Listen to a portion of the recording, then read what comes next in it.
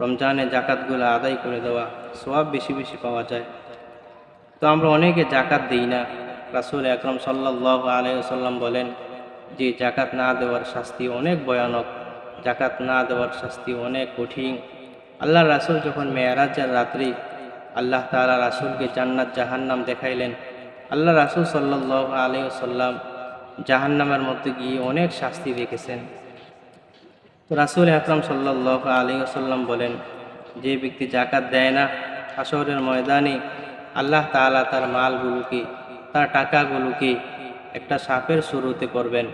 সাপের শুরুতে করে ওই সাপটা তার পা থেকে শুরু করে তার মাথা পর্যন্ত তার পুরো শরীরটাকে বেষ্টন করে ফেলবে এবং ওনাকে বলবে, ওই মানুষটাকে বলবে, আমি হলো তোমার ওই সমস্ত সম্পদ, আমি হলো তোমার ওই সমস্ত মাল যে আল্লাহ তাআলা আমার উপর তোমার জাকাত ফরজ করেছিল, কিন্তু তুমি দুনিয়াতে তোমার মালটা কমে যাবে বলে, তোমার সম্পদ কমে যাবে বলে তুমি জাকাত দাও না।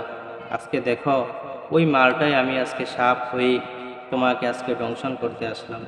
এজন্য রাসূল বলেন যে তোমার মালের জন্য তুমি যে এত মেহনত করতেছ, এত পরিশ্রম করতেছ, হাসরের ময়দানে জাকাত না দেওয়ার কারণে এই মালটাই এই জাকাতে দেও না, এই জাকাতটাই তোমার বিপক্ষ হয়ে একটা সাপের স্রোত হয়ে তোমাকে আঘাত করা শুরু করবে। রাসূল আরও বলেন যে মানুষ যখন জাকাত দেয় না, আল্লাহ তাআলা রাগান্বিত হয়ে মানুষের মাঝে অনেক আযাব সৃষ্টি করে, এরকমভাবে জমিনের মধ্যে বৃষ্টি বন্ধ করে দেয়, এরকমভাবে জমিনের মধ্যে বরকত বন্ধ করে দেয়। তো আল্লাহ তাআলা বলেন, পুকুরের মধ্যে যদি মাছ না থাকতো, পুকুরের মধ্যে যদি আমার এরকমভাবে জীবজন্তু না থাকতো, তাহলে আমি আজীবনকার জন্য বৃষ্টি বন্ধ করে দিতাম, আজীবনকার জন্য নাজ নেয়ামত বরকত বন্ধ করে দিতাম। হাদিসের মধ্যে রাসূল আলো বলেন যে যারা স্বর্ণ রূপার জাকাত আদায় করে না, হাসরের ময়দানে আল্লাহ তাআলা হাসরের ময়দানে তাদের কপালের মধ্যেই এই স্বর্ণগুলাকে জ্বালিয়ে পুড়িয়ে আগুন দিয়ে এরকমভাবে লাল করবেন। লাল করে তাদের কপালের মধ্যে সেক দেওয়া হবে, তাদের শরীরের পাশে সেক দেওয়া হবে, তাদের পিঠের মধ্যে গুলা দিয়ে শাস্তি দেওয়া হবে। আর এই স্বর্ণ আর রূপাগুলা বলতে থাকবে, দুনিয়ার মধ্যে তোমরা আমাদেরকে হেফাজত করছো, আমাদের উপর তোমাদের জাকাত ফরজ ছিল, তোমরা জাকাত আদায় করো না, এর জন্য আজকে রব্বুল আলামিন আমাদের দিয়েই তোমাদেরকে শাস্তির ব্যবস্থা করতেছি, তোমাদেরকে শাস্তি দিতেছি।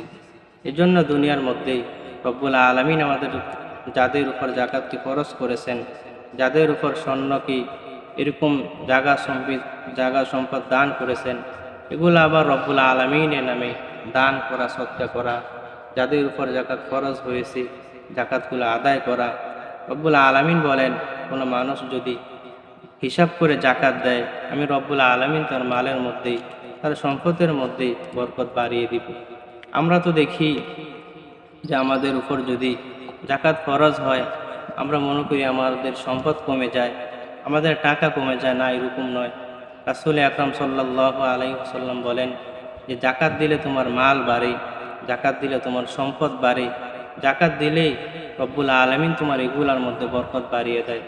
হয়তো তুমি কিছু সময়ের জন্য দেখো যে তোমার এখান থেকে অনেকগুলো টাকা কমে গেছে, তোমার স্বর্ণ থেকে কিছু স্বর্ণ কমে গেছে, কিন্তু আল্লাহ পাক রব্বুল আলামিন অন্য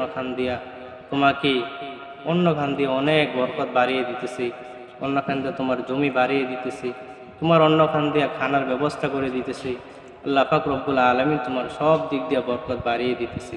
এজন্য রাসূল বলেন, তোমরা রমজান মাসে বেশি বেশি জাকাত আদায় করো, কারণ আল্লাহ তাআলা বলেছেন 1/70, যে 1 টাকা দান করবে রমজানের বাহিরে, রমজানে যে ব্যক্তি 1 টাকা দান করবে, আল্লাহ তাআলা তাকে 70টা দান করলে যে সওয়াব হবে তার আমলনামার মধ্যে লিপিবদ্ধ করে দিবে। এর জন্য আমাদের যাদের উপর জাকাত ফরজ হয়েছে হিসাব করে করে জাকাতগুলো আদায় করার তৌফিক দান করো, সবাই বলি আমিন। এবং রব্বুল আলামিন আমাদের যাদেরকে টাকা দিয়েছে, ধন সম্পদ দিয়েছে, আল্লাহর রাস্তায় বেশি বেশি দান করার তৌফিক রব্বুল আলামিন আমাদের সবাইকে দান করুক, সবাই বলি আমিন। ওয়া আখিরি দাওয়ানা আলহামদুলিল্লাহি রাব্বিল আলামিন।